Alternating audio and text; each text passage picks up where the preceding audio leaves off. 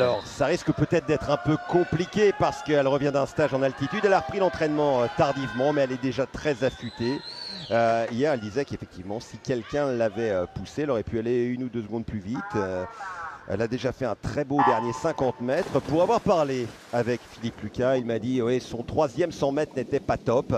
Voilà, si elle est poussée, c'est une bonne chose par ses adversaires, mais j'ai bien peur que ces 30 longueurs soient en solitaire. Pour la médaillée d'argent des derniers Jeux, l'enjeu, je vous le disais, 16,09. Alors si on retire le premier et le dernier 100, voilà, ça va être 32,2 de moyenne aux 50. Oui, clairement, c'est des temps qui sont pas vraiment compliqués hein, quand on est vice-champion olympique. Ça va être aussi de se tester, d'essayer d'aller nager un petit peu plus vite, même si elle descend d'un stage en altitude. Après ce 400 mètres, elle a gagné de la vitesse. Donc pourquoi pas essayer de vraiment confirmer ce niveau-là et de prendre de la confiance. On la retrouvera aussi sur le 800 mètres nage libre. Et voilà, comme prévu, hein, déjà au bout de 100 mètres, elle a 2 bonnes longueurs d'avance. Et ça passe la minute 63. Et là, ça va se mettre en place. Ça va commencer à nager 32 à tous les 50.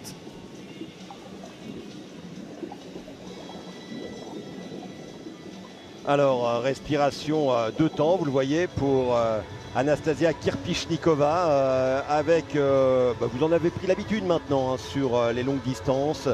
Un travail des jambes très économe, pas de propulsion parce que c'est très énergivore. Très énergivore, voilà, donc les jambes c'est vraiment un équilibre. Là sur la finale on voit qu'il y a quelques nageuses qui utilisent un petit peu plus, mais c'est vraiment les bras qui sont propulseurs.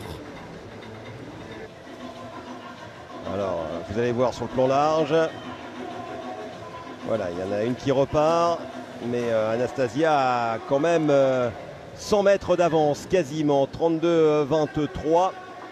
Ça commence à être dur pour Anastasia, 200 derniers mètres. Le fait de rattraper les retardataires, c'est quelque chose de plutôt positif, ça va la relancer. Et puis là, elle va accélérer maintenant avec le speaker officiel qui donne de la voix pour encourager la vice-championne olympique française. Et le DTN de triathlon nous annonce 15,53 en avant-première, comme s'il avait déjà vu la course. Stéphane, on t'embrasse. Stéphane Leca, oui. Moi je dis, c'est ce que je disais depuis tout à l'heure, entre 50 et 55, je dirais 52 moi. Je crois à un super finish comme hier au 400 libre.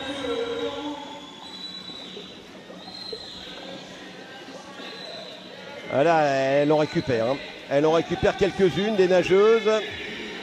Et Anastasia Kirpichnikova, la cloche et les 2 dernières longueurs, les 100 derniers mètres. Et ça risque d'être compliqué même pour 15,53. Ouais, je pense que ça va revenir plus. 50. Mais bon, on sera quand même au niveau de la 5e perf mondiale de l'année. Alors, Ledecky, Pallister, Lingby, Isabelle Gauzeux, 15,52. Et 58, la 5e meilleure performance mondiale, Johnson, ce sera mieux. Ce sera mieux et ce sera mieux surtout que son chrono l'an dernier à Chartres lors des championnats de France. On sait ce qu'il est advenu quelques semaines plus tard aux Jeux Olympiques. Et si elle enlève encore 20 secondes, c'est quelque chose qu'on prend. Hein, Ouais, bien sûr. Elle aussi, j'imagine, parce que ce serait le record d'Europe.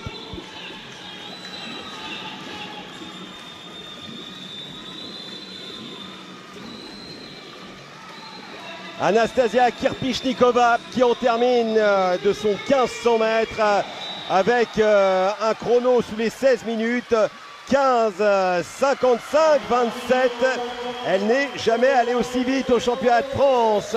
5e meilleure performance mondiale de l'année pour la vice-championne olympique.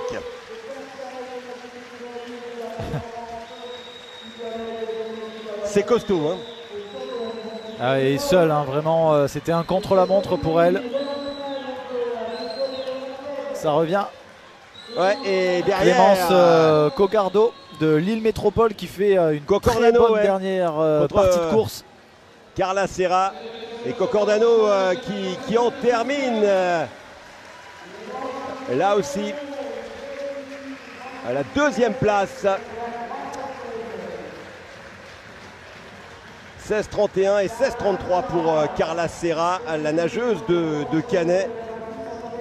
Cocordano